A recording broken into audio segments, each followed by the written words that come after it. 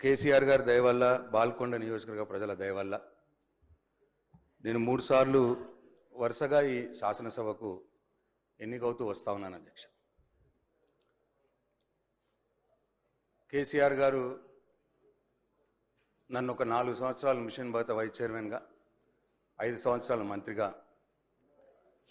నాకు అవకాశం ఇచ్చినారు అధ్యక్ష.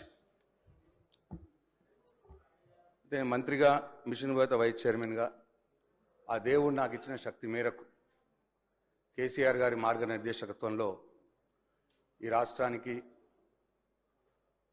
సేవ చేసుకున్నాను అధ్యక్ష.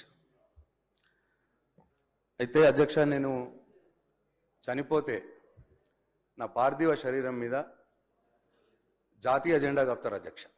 జాతీయ జెండా కప్పి గన్ సెల్యూట్ కూడా చేస్తారు. అట్లా ఈ రాష్ట్రంలో చాలా కొద్ది మందికి ఆ గౌరవం ఉన్నది అధ్యక్ష. ఆ కొద్ది మందిలో నేను ఒక్కని. కాబట్టి ఈ శాసనసభలో మాట్లాడే సందర్భంలో తమరు మైక్ ఇస్తే, తమరు అవకాశం ఇస్తే బాధ్యతగా మాట్లాడటానికి నేను ప్రయత్నం చేస్తా అధ్యక్ష.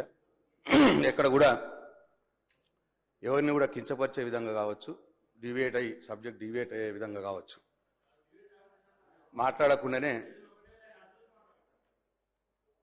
అధ్యక్ష, ఇటువంటి దయచేసి సభను ఆర్డర్లో పెట్టి నాకు ఇంటరప్షన్స్ లేకుండా